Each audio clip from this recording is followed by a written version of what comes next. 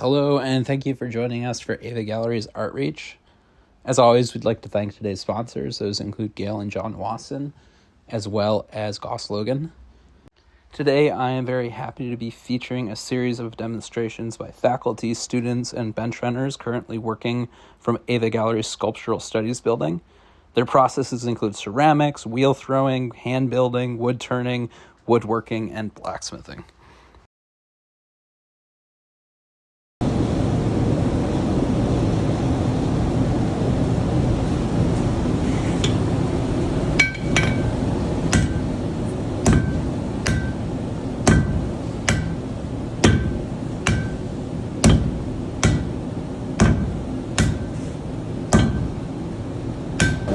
As a striking team, and usually I have 2 or 3 strikers with me that have 8-pound to 14-pound hammers, and I'd be holding a little hammer like this one.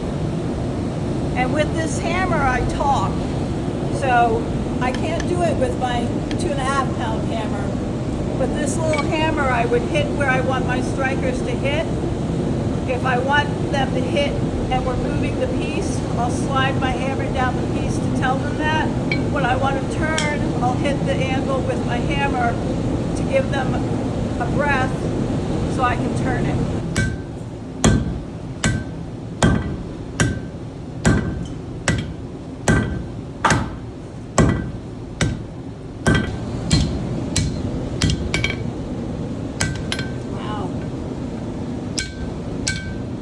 So you're just creating a taper here? Yeah.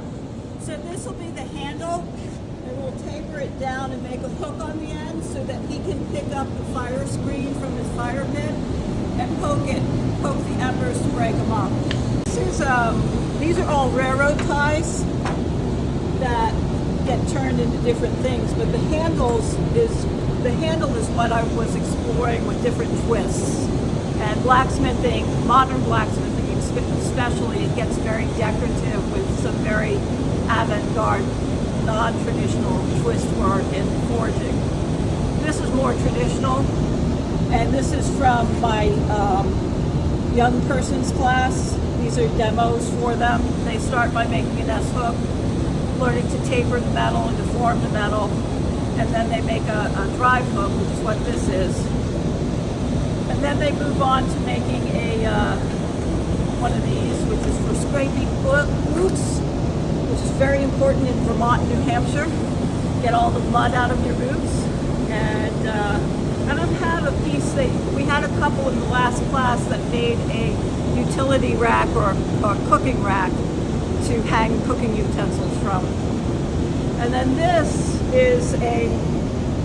these are examples for my students that are taking forging cold. So this is all copper-based metal alloys, and they heat the metal to make it soft, but then they forge it with the same techniques we use in blacksmithing, but the metal doesn't have to be hot. So they can do some very interesting twists and turns and manipulating the metal in all kinds of directions. Andrew's going to decide how thick he wants the bowl to be and mark that. And then if you stand over here, you can see he's going to spin that to make that mark go all the way around.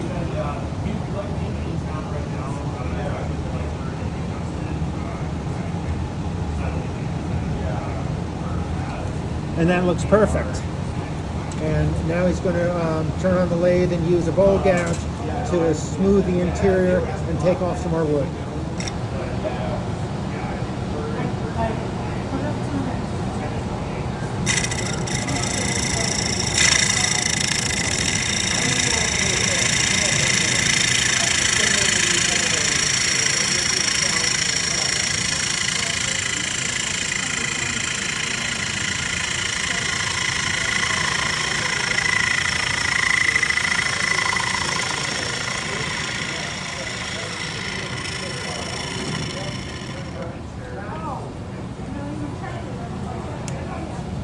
This is on how thick you want.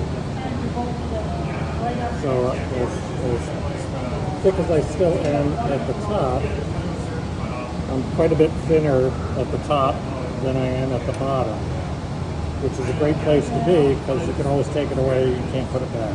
This outer edge is just a little bit thicker than that, and then here it's a little thicker still and much thicker here. So these lines tell me where I go back in and start cleaning up.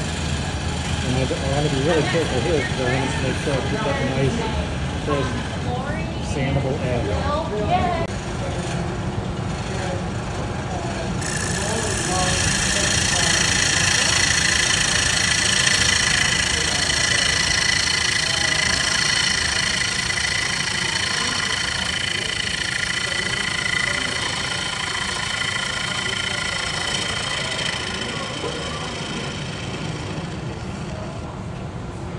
Of the bowl, so I'm just running across in order to get that bottom flattish.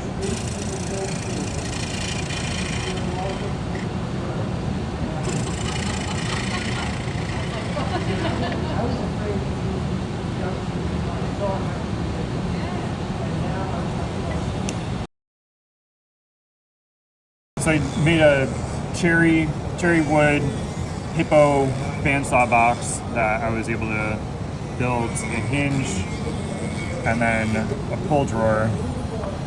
So I kind of put two things together, the bandsaw box and then the drawer like lid as well. So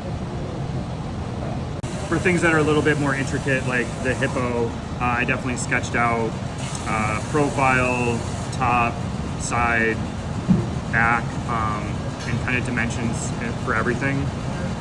For this I just kind of freehand and just going from there. Walnut that I had, and I stenciled out a template for a stocking, and then I just sliced it out and made a bunch of them, and now I'm just kind of whittling the edges, drilled a hole that I'm going to end up using some cloth to make some Christmas ornaments for the family. What I found now is that once you get comfortable with the equipment, which is the value of coming to the classes, is working with the instructors and trying to understand the safety protocols. For whittling, getting a sense of what type of blades you use and then what the actual like cuts are. So that was really, really helpful in starting with something very simple, like a coaster. So just cutting it out and doing edges and trying to figure out how the grain sits. And then I'm just taking those principles and trying to figure out what else I can build. Being able to just take a scrap raw piece of wood and then think it up and make something that ends up being, you know, like an actual finished piece is motivating in itself. Being in the community and seeing other students come in and what kind of ideas they have, to be like, oh, I would have never thought about doing something like that, and then challenging myself to be like, can I do something, you know, like that? So just being around everybody kind of on a weekly basis has been inspiring as an ongoing process, just trying to make a long list of things that I want to build. So I made a cherry wood hippo bandsaw box that I was able to build a hinge and then a pull drawer. So I kind of put two things together, the bandsaw box and then the drawer like lid as well. So I'm Tony Lucchino, and I am a hand builder here at AVA, and I am into slab construction, which I love and do all the time. So I just finished making this piece, and I start with a yoga block and wrap it in newspaper so the clay will not stick to it, which works out really beautiful. And then I can just slide it right out when I am finished with it. So I start by rolling out my slab at about 1/4 of an inch thick, and I use the slab roller, which is right here behind me. And once I've rolled out the slab, I'll put it here on this piece of sheetrock and roll it out and cut it using some straight edges. I also use my L bracket, wherever it is here, to try to keep my lines as straight as possible. And then I lay it out, and then what I do is, on this piece, I started with this, which I love. I think it's handmade maybe in India. And when the clay is flat and in a slab form on the sheetrock, I put the clay on top of this, and then I roll the clay into it very carefully and press it with my fingers to get it to go into all these crevices to make a really beautiful impression. Once I do that, I've pressed in my forms and I like the impression I make, then I'll put it on a banding wheel and I'll wrap it around a yoga block. And I'll do my seam, and typically on my seams I really like them to show most of the time, which is obvious on this piece right over here. And this was made with the very same form. And then I cut the bottom and I make it just a little bit larger than my piece, and then I fold it up on the bottom here all the way around, and then just use my finger to smooth it out. And then I'll smooth the seam and get a real good bond here between the front and the back panel. I mix some clay with vinegar, and that makes my glue, and it works really beautifully. And when I put it together, the important thing is really to tap and press and vibrate to get the two pieces of clay to stick together. And then I decided to make these little interesting buttons. So I just made some little balls of clay, and I scratch and slip, which is really important too when you're putting clay together, to do scratching and slipping, which means you scratch two pieces of clay, put the vinegar, press them together. And then I did little balls of clay the same way. I scratch, put some vinegar, and then I press this little guy in with a little cornstarch, and it makes these wonderful little buttons where I put it together. I tend to like things that look pretty primitive and a little bit rustic, and so it's pretty obvious with forms like this. It's a little bit more of a rustic piece, not like a fine piece that's been thrown on the wheel. So this will be wrapped carefully in plastic so it'll dry really slowly. I want the moisture level to be pretty consistent throughout so that the handles, the whole piece, the bottom dries pretty much at the same pace so it doesn't shrink and crack, which it could do. And when it is completely bone dry, it'll go in and be bisque fired. And that's at about, I think, 16 or 1800 degrees. And it'll come out and it'll be something like this. And then I can glaze it and put it back in for another 24 hours. And that gets fired at about 2200 degrees. This I use a piece of wood, just a log from the wood stove, and just press my clay into that in 3 panels, put it together, put a bottom on it, a little ridge around the top, and let it dry very slowly as well. Now this piece I did, and I had a lot of fun with this. I cut out 4 panels, 4 slabs, mitered the edges, put it together using the same vinegar solution and scoring and slipping all the seams. And then when it was getting a little more leather hard, not immediately, then I just went ahead and did all my carving with a needle tool. And that is this piece right here. So this all gets carved, and then it'll go in for a bisque firing, like this piece.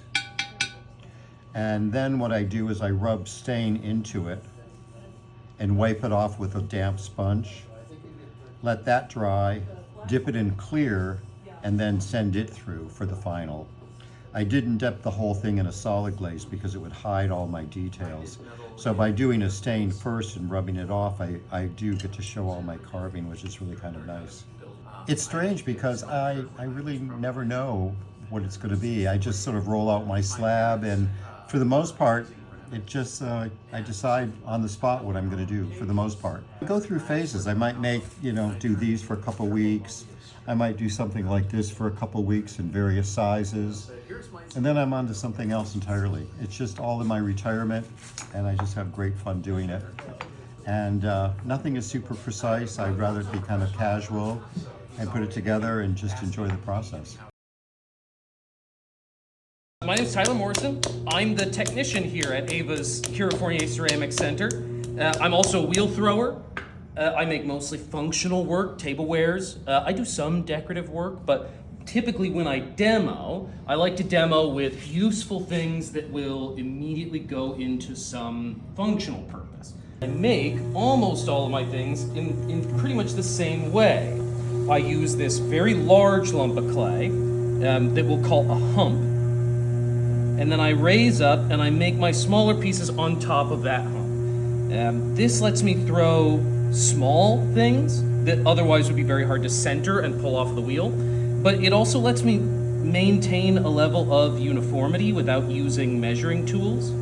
I can grab this lump of clay in the palm of my hand, and by remembering and understanding the distance between my fingers, I can create very similar pieces without spending all the time that would be required to stop and measure for each individual piece. And so I have some new glazes that I'm getting ready to test, and to test them, rather than using, I think, the very common little slabs of clay, I make a cup.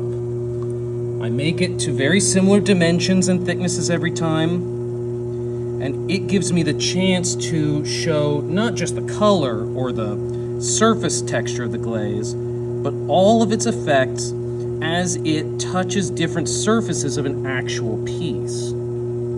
This is our test cup shape. A very simple upright cup with a wide hip and a simple spiral decoration on the outside, and I'll also finish with a simple spiral decoration on the inside. And all of these features together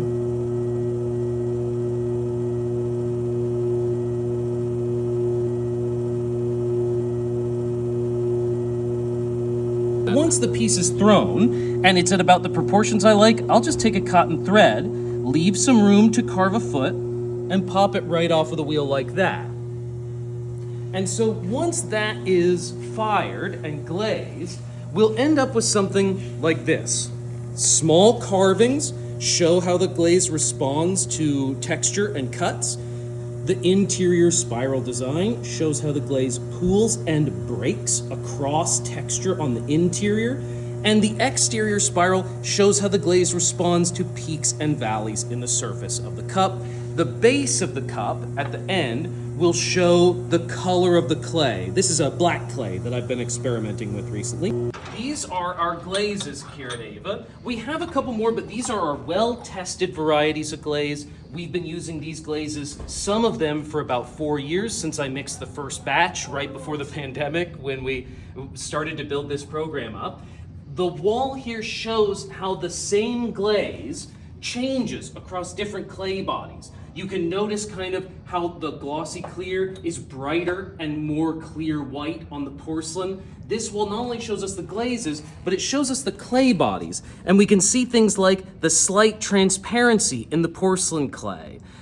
All of the clays we use here are shown up here on the wall with the exception of a couple of specialty clays. The black clay that I was working with is sort of harder to work with and only more advanced artists use it. These are all very approachable clays, which any of our artists can use, and the glazes are shown here. The column is one clay, with each row a different glaze. One of our very popular glazes. It was popularized years ago by a local artist who unfortunately has passed away, but we inherited a lot of her knowledge and expertise about this glaze, and we have done our best to replicate it as she used it in her work and to preserve it here as part of the community so that future artists can use that knowledge that she gained over testing it for years and years.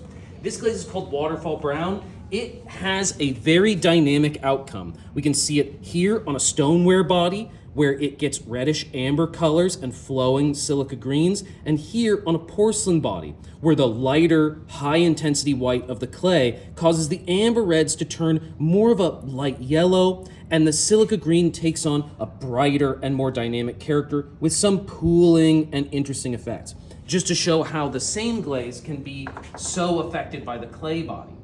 I'm then going to use a different stoneware, a slightly grayer stoneware clay, and we will mix and dip this piece, this little test cup, so that we can test this glaze on another clay. The glaze is actually this sludge, right? What are glazes? We mix all of our glazes using powdered silica from flint and quartz. clay bodies, kaolinites they're called, and feldspars, all clays after all, fall into these geological categories of feldspathic stone, right? What is clay? It's a ground up stone. But the glazes also include ingredients that might seem a little strange. Baking soda is included in the glazes, often called whiting when we use it. Earlier, you saw me making some small test cups on the wheel. Once those test cups are dried and trimmed, right, you can see the trimmed foot on the finished test cup, they get fired and become this, solid bisqueware that's durable but still porous and will allow it to absorb the glaze as we dip it up to the pooling point, which is a horizontal line that I carve near the hip. All of these grooves and pooling zones are designed to help in case the glaze melts and runs so that it doesn't run liquid glass onto our equipment. The test cups are designed this way because they're testing lots of glazes whose outcomes we don't necessarily understand yet. The interior of the piece will then be poured. A small amount of the glaze is collected in a measuring cup. The glaze is then gently poured into the interior to fill the remaining, allowed to sit so that the material can sink into the grooves at the base, and then the excess is poured out, and we have a fully glazed test cup.